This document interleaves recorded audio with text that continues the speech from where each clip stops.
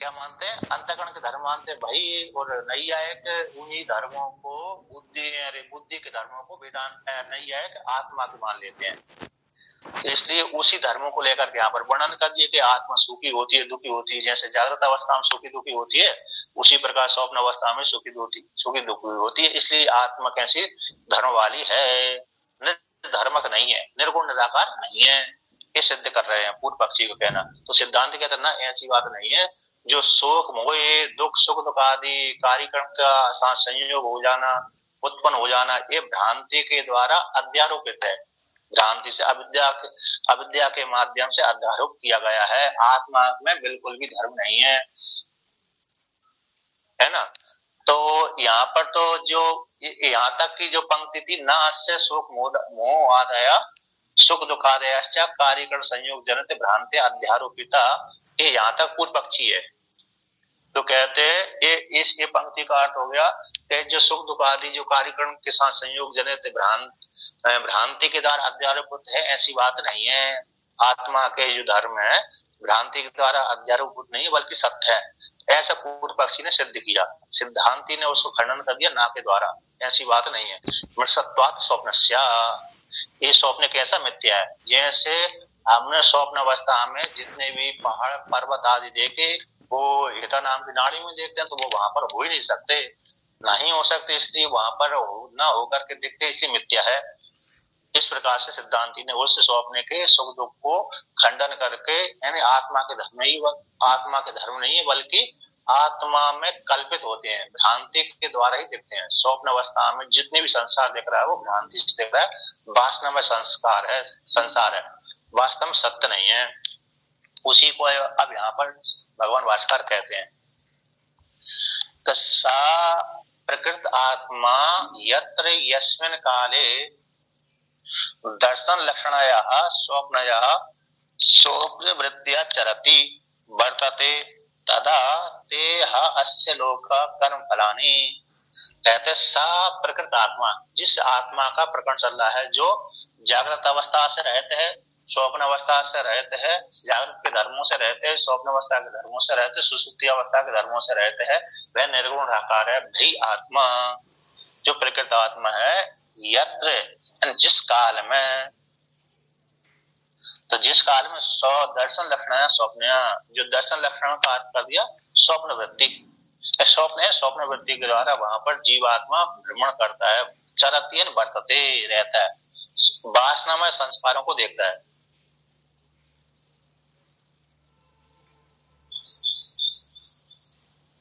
तो कहते हैं स्वप्न वृत्ति के द्वारा, तो स्वप्न वृत्ति के द्वारा वहां पर वर्ण रहता है, तथा उस काल में, यानी उस प्रकार के वासनामय संस्कारों को वहां पर देखता है। तथा ते अस्य लोका, तो ते वे इस जीवात्मा के उपाधि को लेकर के लोक कर्म फलानी, जो सुख वाले कर्मों को फल की वहां पर अनुभूति मात्र होती है, यानी दृश्य दिखता मात्र है, जाना मात्र जाता है, बल्कि सत्य नहीं होता। ऐसे जो लोग हैं, कर्म फल हैं, वो कर्म फल वासना में होकर के उद्भूत संस्कार वाले हो जाते हैं, उद्भूत संस्कार वाले, अतः दिख प्रतीत मात्र होते हैं।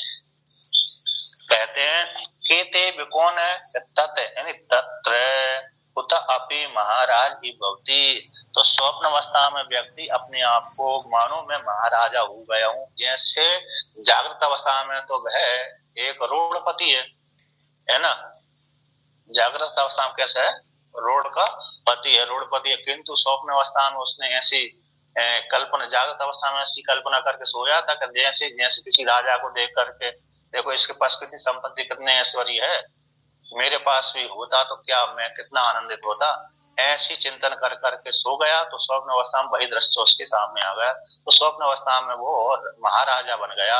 तो महाराजा में बनने के समान बन करके भोग भोगता है। तो मानो, तो वहां पर स्वप्न अवस्था में महाराजा के जैसे संस्कार उदित हो गए, तो महाराजा के समान हो जाता है। अब उसी काल में दूसरा वृत्ति चालू हो गई स्वप्न अवस्था में, तो पहली जो वृत्ति समाप्त हुई, इस काल में एक महाराजा वाली वृत्ति चल रही थी, वो समाप्त होती, दूसरी उसी काल में, जैसी पहली समाप्त हुई, दूसरी उसी काल में उत्पन्न हो जाती है। उस वृत्ति में दूसरा प्रकार का संस्कार उदित हो गया, तो दूसरे ही अरे मनुष्य बन जाता है, तो जानवर बन जाता है, तो दूसरे प्रकार के दृश्य देखने लगता है। तो उस काल में मानो तो ईव शब्द का प्रयोग किया, उत ईव, तो मानो उस प्रकार से स्वप्न अवस्था में देखता है, तो बल्कि वो देखता नहीं, वहां तो संस्कारमय वहां पर प्रतीत मात्र होते हैं। तो महाराज ही भक्ति महाराजा के समान होता है। स्वयं महाराजा तुम एव अस्य लोका, कहते इस जीवात्मा के जो कर्म फल है सुख दुख वाले, इस जीवात्मा के आत्मा के महाराजा के समान है। ना महाराजा तुम ये जागृति, जैसे जागृत अवस्था में महाराजा होता है स्वतंत्र राजा, ऐसे 10 जितने काल तक रहता है उतने काल तक रहता है उसकी आयु होती। तो जितने जैसे जागृत अवस्था में महाराजा होते उसके समान वो स्वप्न अवस्था में नहीं होता। स्वप्न अवस्था में महाराजा बन गया तो जागृत अवस्था में भी वो महाराजा बना रहे? नहीं, स्वप्न जैसे ही छूटा नष्ट हुआ, जिस जो एक व्यक्ति स्वप्न में महाराजा की चले थी, दूसरी व्यक्ति जैसी उत्पन्न हुई उसी काल में पहली व्यक्ति नष्ट होती, दूसरी व्यक्ति में दूसरे प्रकार के संस्कार उदित हो जाने से दूसरे प्रकार का ही स्वप्न देखने लगता है। तो कहते हैं जागृत महाराजा के समान वो नहीं होता। तथा उसी प्रकार के दृष्टांत है और कहते हैं, दृष्टांत वो कहते हैं कि महाब्राह्मण ही वे, मानो मैं बड़ा पंडित हूँ, जैसे जागृत अवस्था में किसी साथ में कोई व्यक्ति गया तो वहां पर दूसरे व्यक्तियों की बुद्धि को देखकर कहने लगा देख कितने कितने विद्वान है ये, मैं भी इस प्रकार से होता। तो ऐसी चिंतन के संस्कार उसके बन गए, तो स्वप्न में भी अपने आप को महाब्राह्मण के समान देखने लगा, बड़ा विद्वान देखने लगा। ब्रह्मवेत्ता 5 नंबर टिप्पणी में तो कर दिया ब्रह्मवेत्ता, तो ब्रह्मवेत्ता के समान अपने को वहां पर स्वप्न अवस्था में जानता है, किंतु जागृत अवस्था में जागृत अवस्था में आते ही कहते मैं तो उसी प्रकार से अलवक्त हूँ। तो तथा महाब्राह्मण एवे होता आपी उच्च अवच्य उच्चम, उसी प्रकार से दूसरे प्रकार के स्वप्न देखने लगता है उसी काल में। उच्च ऊंची ऊंची वृत्ति बन जाती है, उत्कृष्ट वृत्ति बन जाने से देवतत्व योनि को चला जाता है। अतः अपने आप को मैं देखता हूँ मैं देवता बन गया हूँ, तो देवतत्व अवचम चा योनि में चला जाता है। अतः पशु बन गया, पक्षी बन गया, कीड़े मकोड़े बन गया इत्यादि के समान वहां पर स्वप्न में देखता है। तो अपने जो जागृत के वासना में संस्कार है उनको वहां पर देखता है। अब ये ऐसा कि इस काल में तो उसके संस्कार बने नहीं थे कि मैं देवता बन जाऊं, किंतु वहां पर देवता स्वप्न अपने शरीर को उसने अपने रूप को देवता रूप में देख लिया, तो किसी काल विशेष में उसने देवता बना होगा। यानी भूतकाल में कभी उसके स्वर्गलोक में गया होगा तो कोई देवी योनि को प्राप्त हुआ होगा, वही संस्कार उसको उद्भूत हो गए। अब किसी कल्प विशेष किसी योनि में वह कीड़े मकोड़े भी बना होगा, तो जानवर बना होगा, तो वही संस्कार अभी उद्भूत हो गए उस काल में। तो वो प्रतीति हो जाने से, तो वही संस्कार उद्भूत हो जाने से वहां पर जानवर योनि पशु पक्षी आदि की वो अपने शरीर को देख लेता वहां पर। कई बार ये अपन पुराणों में पढ़ते हैं कि देवता ने प्रकट हो उस स्वप्न में प्रकट होकर उसको ये उपदेश दिया, स्वप्न में बताया। ये होगा स्वामी जी? ये तो वहां पर वैसे अपवाद वाला है, सामान्य है, वो उसके ऊपर अनुग्रह देवता कर रहा है। देवता में सामर्थ होती है कि तो उसके मन को नियंत्रण करके उसको उपदेश कर देते हैं। तो वहां पर तो अपवाद है, वो अनुग्रह का वाचक है। कैसे है? उसने अनुग्रह देवता, जैसे देवता किसी के शरीर के भीतर प्रवेश कर जाता है, ऐसे भूत ही प्रवेश करता है ना, भूत है दूसरे को अंतःकरण को दबा देता है, अपने अंतःकरण को व्यक्त कर देता है वहां पर। जैसे जो इन स्त्री पुरुषों के ऊपर भूत चढ़ जाता है तो उनको ध्यान ही नहीं देता कि मेरे में हूं अथवा नहीं हूं, है ना, उसकी चेतना आत्मा को दबा देते हैं, अपनी चेतना आत्मा व्यक्त कर देते हैं। तो योगी में भूतों में और देवता में सामर्थ्य होती है, तो ये अपवाद है वो, है ना। तो अनुग्रह उसने किया, वहां पर क्या किया उसने, अनुग्रह किया। तो यदि किसी ने उपदेश कर दिया देवता ने, तो वहां पर वो अनुग्रह उसके ऊपर अनुग्रह किया है। इसी में आएगा यहाँ पर मेरे दूसरे खंड में जो कैलाश आश्रम की पुस्तक में, तो जब याज्ञवल्क्य का जब संवाद होगा याज्ञवल्क्य और अन्य ऋषियों का, तो उसमें ये भूत जीव दूसरे के शरीर में प्रवेश कर जाता है, वो वर्णन आएगा प्रसंग। तो मतलब है कि वो अपवाद वाला है, सामान्य स्थिति नहीं है, सामान्य स्थिति वो नहीं है। अब जो स्वप्न सामान्य रूप से देखता है तो अपने को देवता बना हुआ देखता है, अन्य देखता है, तो ये तो उसके पूर्वजन की वासना थी, पूर्वजन के संस्कार पड़े हुए, वासना थी, वासना के संस्कार बन गए थे, तो वो संस्कार वहां पर जाकर उद्भूत हो गए। उस काल में जैसे उद्भूत हुए उसी समय वो वासना में संस्कार जैसे उद्भूत हुए उसी समय वो दृश्य दिख जाता है। जैसे ही वो स्वामी जी, ये अखंडानंद जी महाराज जी के आश्रम में जो मूर्ति लगी है ना श्री कृष्ण भगवान की, वो उनको स्वप्न में उसी रूप में दर्शन दिए थे, उसी तरह की मूर्ति उन्होंने बनवाई है, लगी है वहां दर्शन करते हैं ना हॉल में। प्रत्यक्ष हुए थे उनको तो। हाँ, अखंडानंद जी महाराज को प्रत्यक्ष दर्शन हुए थे। हाँ, तो प्रत्यक्ष हुए थे तो प्रत्यक्ष जागृत अवस्था में हुए थे, बहुत बड़ी बात है ना। वो तो जागृत स्वप्न में दर्शन हुए तो ज्यादा बड़ी बात नहीं है स्वप्न में, लेकिन अरे जागृत अवस्था में दर्शन हो गए तो बहुत बड़ी बात हो गई। वो तो भक्ति के परक भक्ति है और बड़े उत्कृष्ट हो गए, है कि नहीं। तो बड़ी वैसे ही बड़े विद्वान रहे और भगवान कृष्ण भगवान की बहुत भागवती कथा करते। विद्वान तो थे ही, ब्रह्मवेत्ता तो विषय में संशय नहीं है, ब्रह्मवेत्ता थे। और उन्होंने तो 10 उपनिषद के ऊपर शायद भाष्य लिखा है, हिंदी टीका करी। भागवत की जो हिंदी है उन्हीं की है, वो श्रीमद् भागवत महापुराण के ऊपर जो हिंदी है ना उन्हीं की है। एक और किसी दूसरे की है तो उनकी मुख्य रूप से उन्हीं की है ज्यादातर। पहले गीता प्रेस में काम करते रहे काफी सालों तक, उन्होंने काम किया। हाँ, इसलिए गीता प्रेस की जो भागवत पुराण की हिंदी आती है ना उन्हीं की है वो हिंदी। जब पंडित के रूप में रहते थे तब वहां पर काम करते थे, जब बाबा बन गए तो छोड़ दिया। मतलब इसके पश्चात महात्मा बनने के पश्चात फिर उन्होंने वो भागवत की टीका, हिंदी की टीका उन्होंने की थी गीता प्रेस के लिए। तो उनको जागृत अवस्था में दर्शन देना ही ज्यादा कैसे होते उत्कृष्ट भक्ति वाली हो गई। अब स्वप्न अवस्था में भी स्वप्न अवस्था में भगवान ने दर्शन दिए तो मतलब वो साधक उस साधक की साधना उत्कृष्ट हो गई, बढ़ रही है, ये उसके संकेत होते हैं।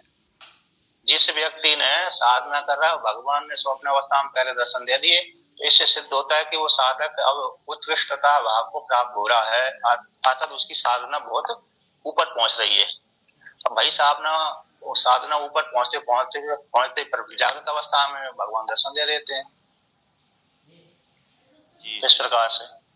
जैसे मनु सदरूपा को भगवान ने प्रत्यक्ष दर्शन दिए थे, तो ये उसी उत्कृष्ट कोटि का उदाहरण है।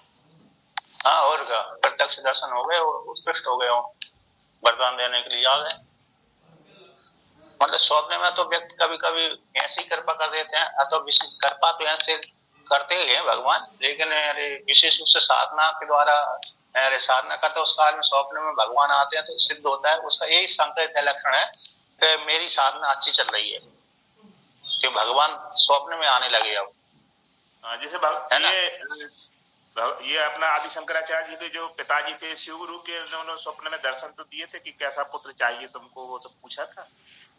हाँ, तो यही है, मतलब स्वप्न दर्शन देना मतलब हो गया आपकी साधना अच्छी चल रही है। छांदोपनिषद में आता है, छांदोपनिषद में कहते जो प्राण विद्या उपासना करता है तो उसके स्वप्न में यदि कोई स्त्री आ जाए, स्वप्न में वह स्त्री श्रृंगार रस से होकर मतलब सुंदर रूप वेश बना करके आ गई स्त्री।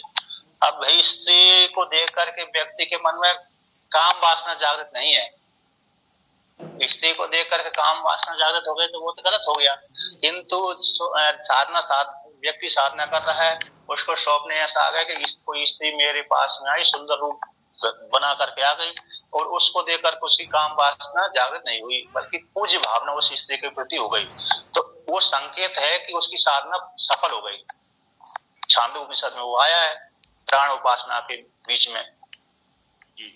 तो इस प्रकार से तो वहां पर एक सूचक हो गए। तो ब्रह्म सूत्र में इनको निर्णय दिया है कि ये स्वप्न सत्य होते हैं कि असत्य होते हैं, कि स्वप्न तो सूचक मात्र होते हैं, सत्य नहीं होते, सूचना देकर चले जाते हैं, चरितार्थ हो जाते हैं।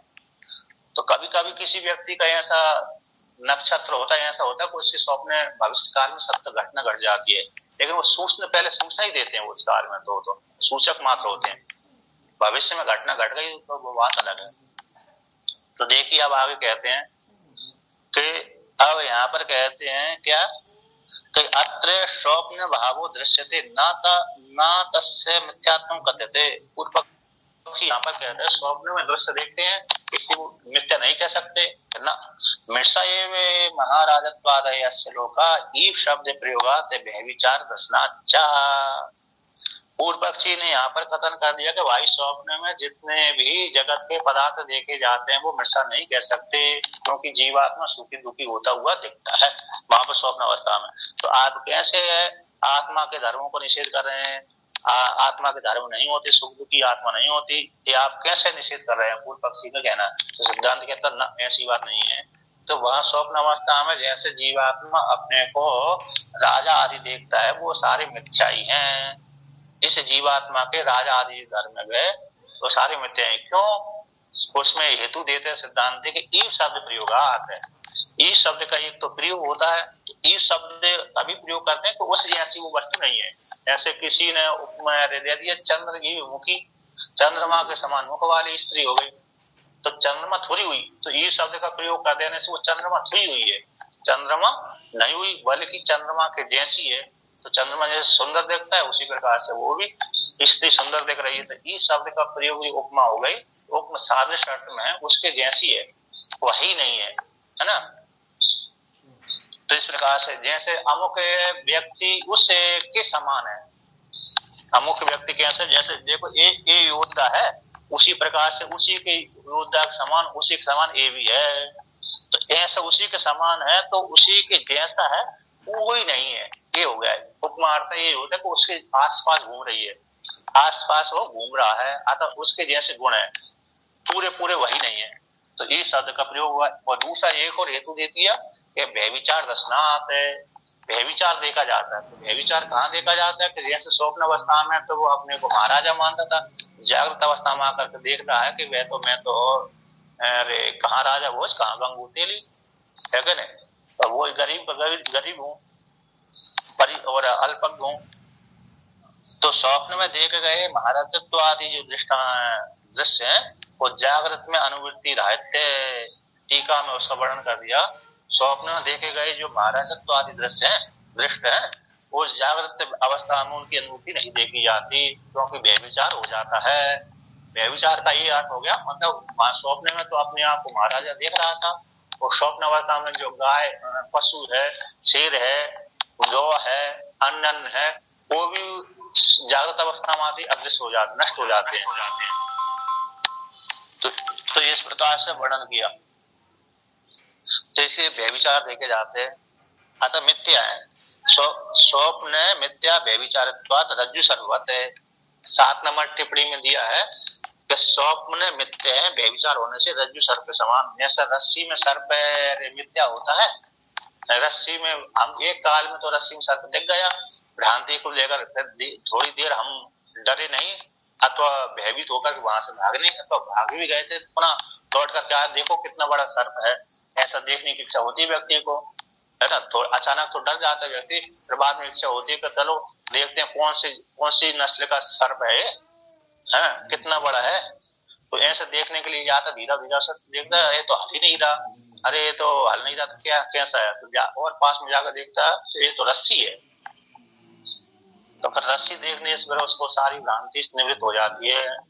और रस्सी में जैसे सर्प भ्रांति से दिख जाता है, उसी प्रकार से स्वप्न अवस्था में भी जो जगत दिखता है वो भ्रांति से दिखता है, इसी मिथ्या है। जैसे रस्सी में सर्प मिथ्या है, उसी प्रकार स्वप्न अवस्था का जगत भी मिथ्या है, ये वर्णन कर दिया। अब पुनः आगे कहते हैं तस्मात्, स्वप्न का मिथ्यात्व सिद्धि के लिए हेतु कहते तस्मात्, कहते तस्मात् न बंधु वियोग आदि जनित शोक मोह आदि भी स्वप्ने संबंधते। कहते जैसे जागृत अवस्था में तो बंधुओं के वियोग हो जाने पर हमेशा हमेशा के लिए वियोग हो जाता है। जैसे किसी की पिता मर गया, माता मर गई, या तो पुत्र मर गया, तो कुछ हो गया, तो उनका वियोग हो जाने से दुखी बना ही होता रहता है। किंतु स्वप्न में ऐसा नहीं रहता। कहते हैं बंधु वियोग से उत्पन्न होने वाला जो शोक आदि स्वप्न में उनके साथ संबंधित नहीं होता। जैसे जागृत अवस्था में संबंधित होता है, उसी प्रकार स्वप्न में नहीं होता। इस काल में एक व्यक्ति बनी तो उस बंधु को थोड़ा देर करके वियोग हो जाने पर, किसी के मर जाने पर तो थोड़े से अरे समय में कष्ट होगा थोड़ा सा, उस समय दूसरी वृत्ति उत्पन्न हो गई तो वो स्वप्न ही भग गया। उस प्रकार की वृत्ति समाप्त होती है, दूसरे प्रकार के दृश्य देखने लगा। अब जैसे कभी कभी यहाँ पर तो वर्णन कर दिया कि बंधु वियोग जनित है, बंधुओं के वियोग से उत्पन्न होने वाला शोक मोह आदि तो के साथ स्वप्न में संबंधित नहीं होता। तो जैसे उदाहरण, इसमें उदाहरण कौन सा आ गया, रमण महर्षि का। तो रमण महर्षि ने अपने स्वप्न में देखा था कि उन्होंने देखा मैं मर गया हूँ, और मर करके मेरे शरीर के, मैं तो शरीर से बाहर निकला हुआ हूँ, मर करके शरीर से बाहर हो गया, और मेरा शरीर पड़ा हुआ, मेरे शरीर के सामने आकर के मेरी माता भाई बंधु मेरे आगे रो रहे हैं, किंतु रो रहे हैं तो वहां पर उनको तो दुख नहीं हुआ। जो रमण महर्षि ने जो स्वप्न देखा था है ना, जिसको कारण पर ज्ञान ही हो गया उनको, तो उन्होंने अपने मरे हुए शरीर को देख करके उनको शोक दुख हुआ ही नहीं। उसके पश्चात भी स्वामी जी वो घर से निकल गए थे फिर। वही तो निमित्त बना, वही निमित्त बनाकर उनको ब्रह्म ज्ञान हो गया, बाद साधना करी उनको ज्ञान हो गया। मैं कौन, अरुणाचल पर्वत है, उनको पता नहीं था कहाँ पर है वो अरुणाचल पर्वत की, पूछा उन्होंने तो वो पता चला, तो फिर वो निकल गए घर से। हाँ, वो त्रिवेणामलई जो वर्तमान काल में नाम है त्रिवेणामलई, अग्नि तत्व का लिंग है। वहां पर जो पर्वत है, जिस पर्वत पर जाकर के, जिस पर्वत पे जो शिवलिंग है पर्वत पे तलहटी में, तो उस पर्वत को शिव और पार्वती का रूप मानते हैं, बड़ी महिमा है उसकी पर्वत की। उस पर्वत की जैसे गोवर्धन पर्वत की परिक्रमा की जाती है, उसी प्रकार से उस पर्वत की परिक्रमा की जाती है। परिक्रमा करने से, उस पर्वत की परिक्रमा करने से शिव जी के परिक्रमा दर्शन करने का फल मिलता है, बड़ी महिमा उसकी है। वहां पर अग्नि तत्व का वो लिंग है। आप गए हैं वहां पर? मैं तो गया हूँ, वहां पर रुका हूँ एक रात, 2 रात रुका था। हाँ, एक जगह मेरे को किसी परिक्रमा गाड़ी से कर ली थी। एक 10-15 किलोमीटर का है। एक के आश्रम में रुका, वो गाड़ी से आदमी ले गया, दूसरे आश्रम में छोड़ने के लिए आया, तो दूसरे गाड़ी तक हो गया, तो परिक्रमा पूरी हो गई। अब दरअसल वहां पर एक आश्रम में रुका तो शुरू में ऐसे ही था, वो झूठा मूठा खिलाते थे। तो रात को गया तो उसका मैं तो खा लिया मैंने भोजन उस काल में ना। अब दिन में देखा वो उनका वो अन्न छेद चल रहा था। जैसे सामान्य व्यक्ति है ना, पानी पी करके रख देते गिलास, तो दूसरे व्यक्ति क्या कर उस पानी को फेंक देते हैं, उसी में दूसरा पानी डाल देते हैं, पवित्र हो गया। अब वो ऐसा वो उधर ऐसा चलता था, जिसने पानी पिया उस गिलास को वहीं छोड़ कर चला गया। अब दूसरा व्यक्ति बैठा उसी पर, उसी को पानी फेंक दी, उसी में बिना सफाई किए ही उसमें पानी डाल दिया। अब वो मैंने देख लिया तो मेरे को हो गया खराब। मैंने कहा यहाँ पर तो रहूंगा तो फिर मेरे को दूसरे खिला देंगे। कहते भी वो आश्रम था, सन्यासी, शिव सन्यासी का आश्रम था। तो वो कहते जिनके यहाँ रुका था वो कहते रोको रोको रोको रोको, तो वो झूठा देख लिया तो फिर रुका ही नहीं है। कहती नहीं देखता तो झूठा खा लेता, उसमें कोई समस्या नहीं है, क्योंकि नहीं देखा, पता ही नहीं है। जहाँ पर देख लिया तो फिर वहां पर मन स्वीकार नहीं करता, नहीं है। तो भाग गया, पर वहां से दूसरी जगह चला गया। और पास रमण महर्षि आश्रम के पास में था वो, और रमण महर्षि आश्रम में रोकते हैं, ये मेरे को उस काल में जानकारी नहीं थी। जिस काल में मैं गया अकेले ही था, रमण महर्षि वाले भी रोकते हैं, ये यदि जानकारी होती तो मैं वहीं रुक जाता। उनकी बहुत सारी किताबें हैं स्वामी जी, तो हिंदी भाषा में ट्रांसलेशन हुआ, बहुत अच्छी है, पढ़ना चाहिए, सभी को पढ़ना चाहिए। बहुत अच्छी किताबें हैं। मैं कौन हूँ, बहुत सारी किताबें हैं उनकी। विशेष रूप से तो मैं कौन हूँ ये ज्यादा प्रसिद्ध किताब हुई नहीं, उपदेश सार और एक और दो किताबें बहुत है। इसमें स्वामी अनुभवानंद जी ने व्याख्यान दिया है, सदाचार एक उनकी पुस्तक है। और ये दोनों पर सदाचार तो बहुत मतलब ये शास्त्र है, मतलब मैं कौन हूँ, मेरे विशेष रूप से प्रसिद्धि को प्राप्त हुई है उसमें ज्यादा चर्चा, क्योंकि सीधा सीधा आत्मा को लेकर के वर्णन किया है ना। हाँ, उपदेश सार तो बहुत सॉलिड है स्वामी, वो पढ़ेंगे आपको बहुत मजा आएगा। पूरा वेदांत का सार है। वेदांत अभी हमने पढ़ा था ठाकुर साहब की प्रेरणा से। और उन्होंने स्वाध्याय भी। सही से क्या कह रहे तो देखो आगे चलते हैं। सुना था अपन ने। जी जी जी। अब यहाँ पर आगे चलते हैं। कहते हैं जागृत स्वप्न अवस्था में अरे बंधुओं के वियोग से उत्पन्न होने वाले स्वप्न आदि के साथ संबंध जीवात्मा का नहीं होता। तो वहां पर यदि दृश्य देख भी रहा है तो कष्ट नहीं होता है ना। तो स्वप्न अवस्था से जैसी जागृत अवस्था में आया तो देखा बंधु बांधव तो वहां पर बैठे हुए हैं।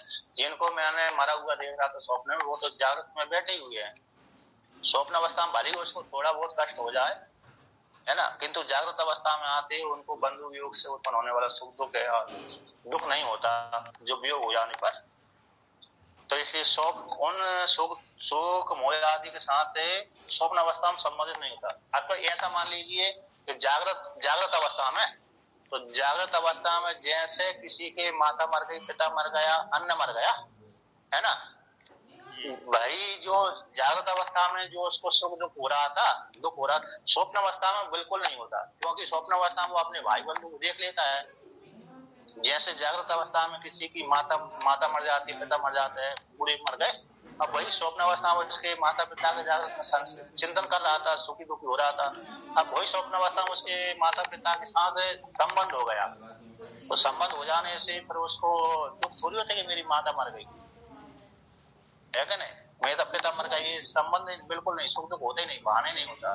तो है ऐसे जीवन है। प्रसन्नता होती है कि ये तो जीवित हैं, वहां तो प्रसन्नता नहीं, पर वहां पर ऐसा मालूम नहीं देता कि मेरी माता मरी है कि नहीं मरी। स्वप्न अवस्था में जैसे जागृत अवस्था में मर भी गई, माता मर गई या तो पिता मर गया तो कोई मर गया, तो वो स्वप्न अवस्था में मालूम जानकारी नहीं होती कि मेरी माता मरी है कि नहीं मरी, पिता मरा है कि नहीं मरा, पुत्र मरा है कि नहीं मरा, ये जानकारी नहीं होती। वो है बस इतना ही रहता है इस प्रकार से।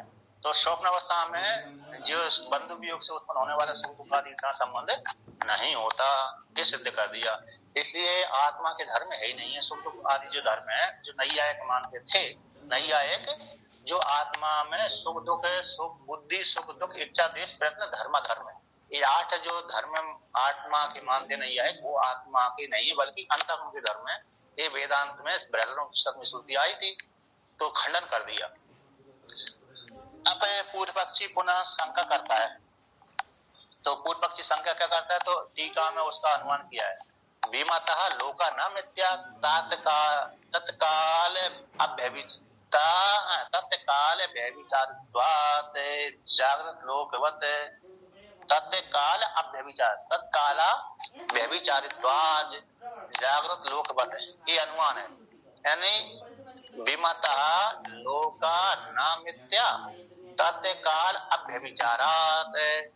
अव्यभिचारित्वात्, तो विवाद के विषयभूत जो स्वप्न अवस्था में जो लोक देखे जा रहे हैं, लोग है ना, 4 नंबर टिप्पणी दी है, कर्मों के जो फल, सुख दुख आदि जो कर्मों के फल है मिथ्या होने के योग्य नहीं है। ना मिथ्या भवितुम अर्हति, मिथ्या होने के योग्य नहीं। क्यों?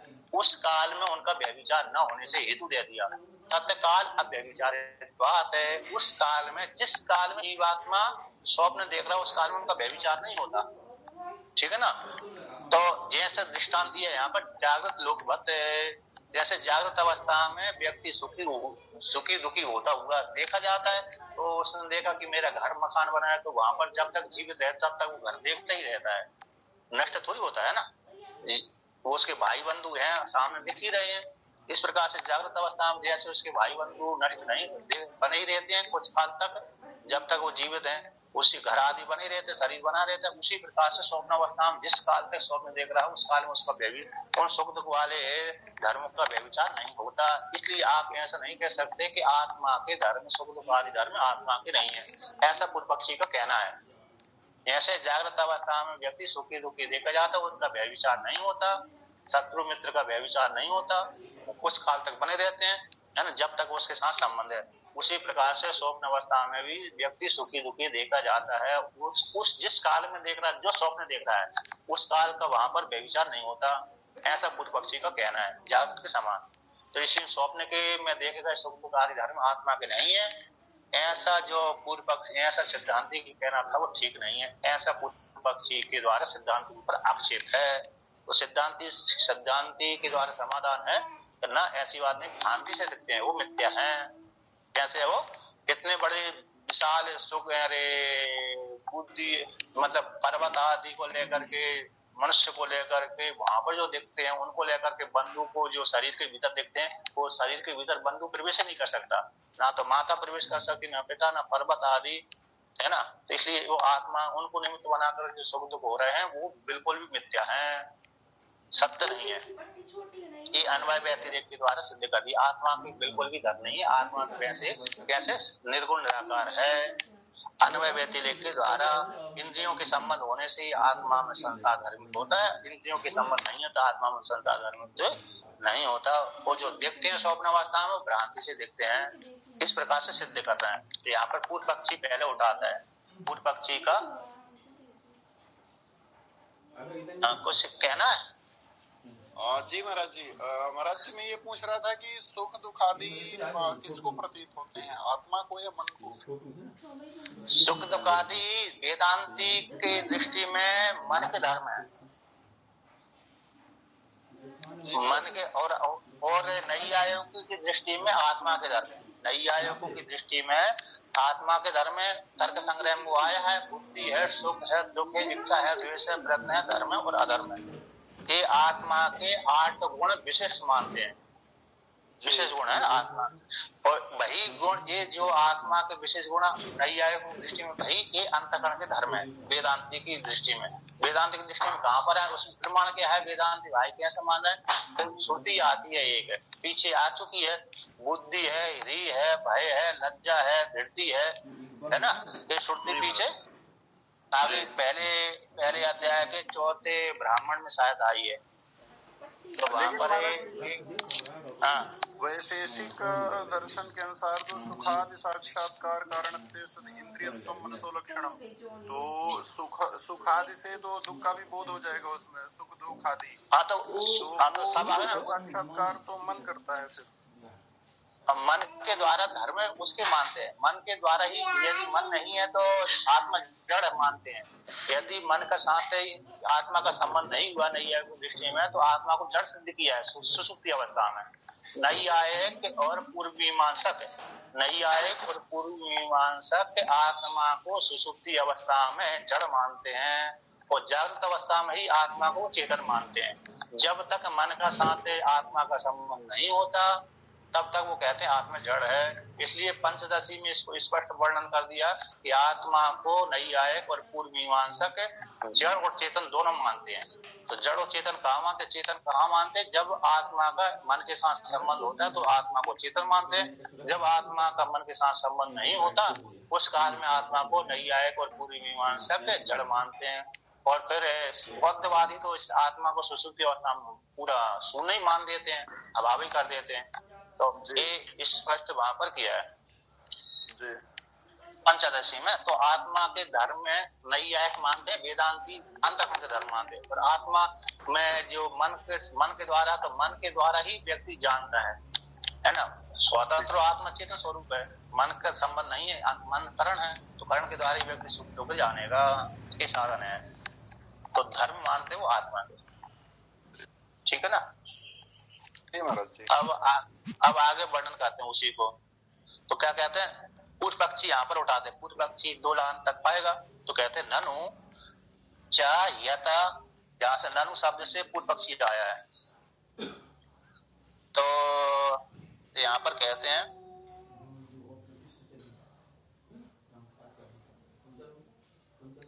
तो यहाँ पर ननु च निपात समुदाय विरोधार्थ, यहाँ पर 2 ननु आए, एक ननु पहला आया, दूसरी पर ननु आया है। दो प्रकार के ननु आए विरोध पैदा करने के लिए।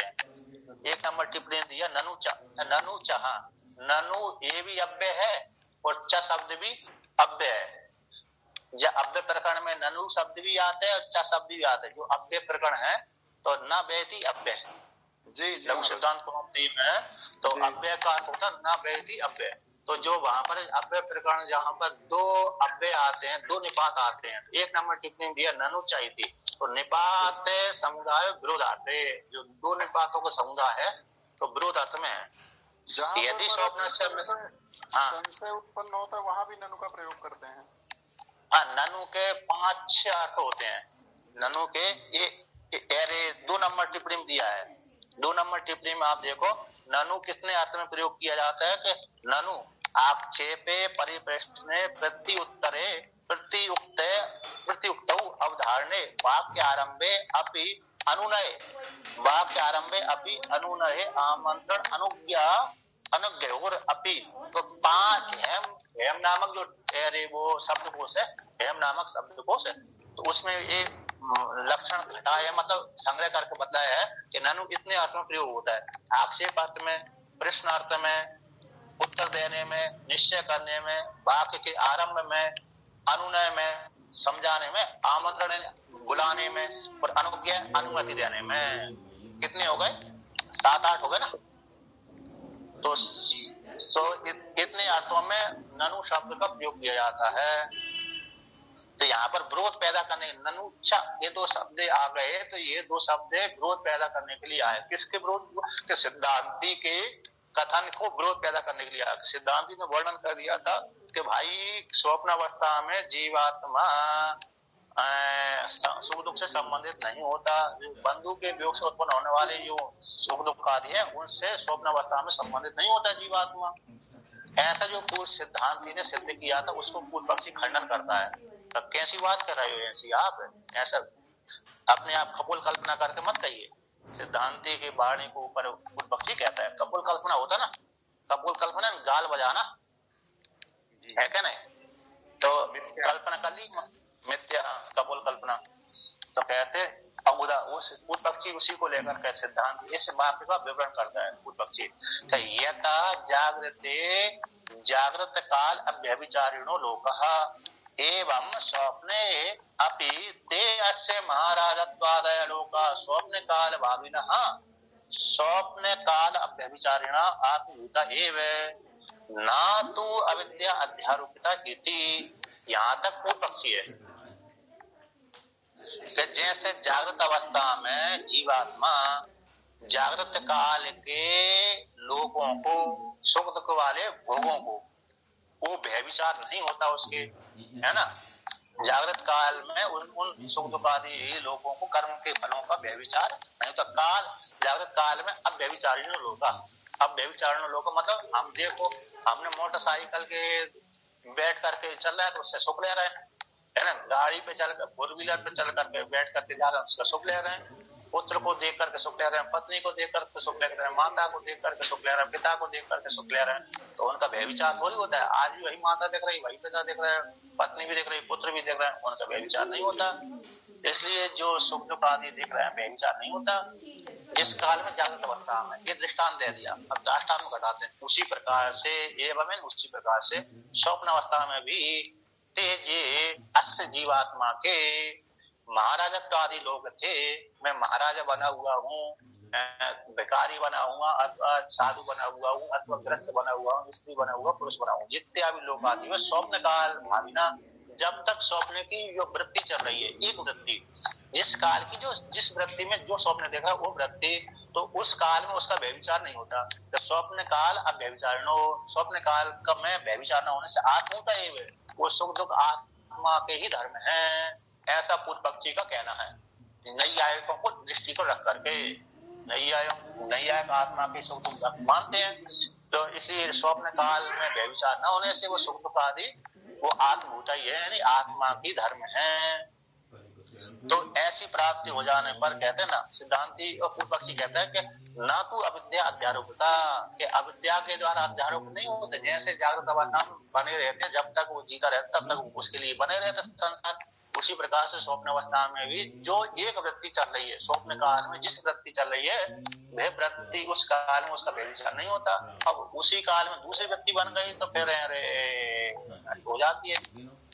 तो ये सिद्धांति यहाँ पर खंडन कर देता है। कभी कभी देखो स्वप्न में के भीतर भी स्वप्न देखता व्यक्ति, स्वप्न जैसे वर्तमान काल में जागृत अवस्था में सोया हुआ व्यक्ति स्वप्न देखने लगा, तो वहां पर भी स्वप्न में भी व्यक्ति सो जाता है, वो सो करके फिर उसमें स्वप्न देखता है।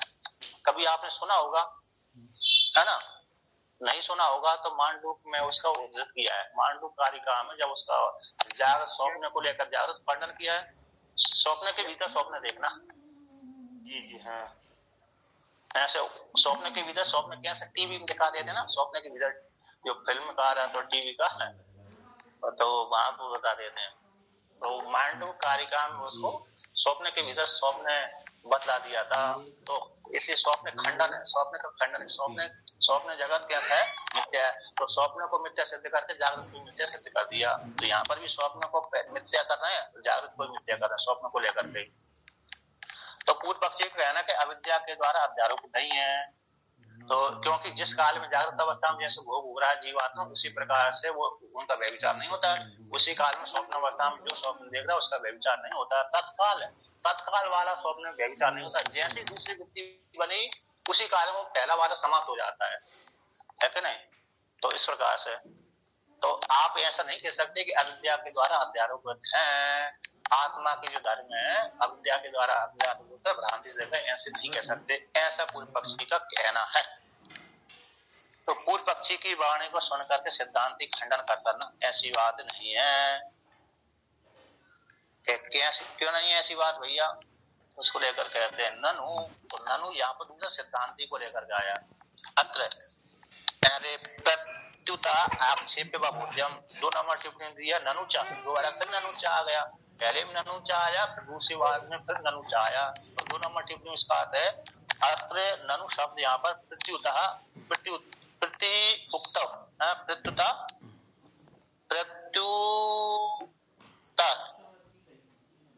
उक्त ना प्रत्युक्त, यहाँ पर प्रत्युक्त आक्षेप प्रत्युक्त जो खाए गए हैं प्रत्युत्तर में जान लेना चाहिए अथवा आक्षेप अर्थ में जान लेना चाहिए, 2 अर्थ में। तो प्रत्युक्त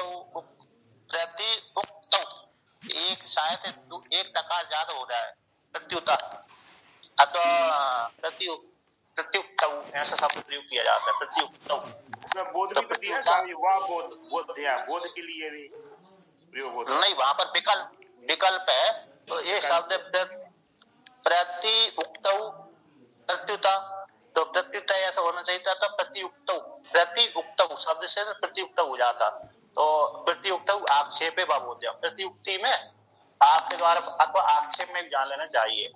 यानी प्रत्युक्ति में जान लेना, प्रत्युत्तर में जान लेना चाहिए अथवा आक्षेप अर्थ में जान लेना चाहिए, 2 अर्थ में।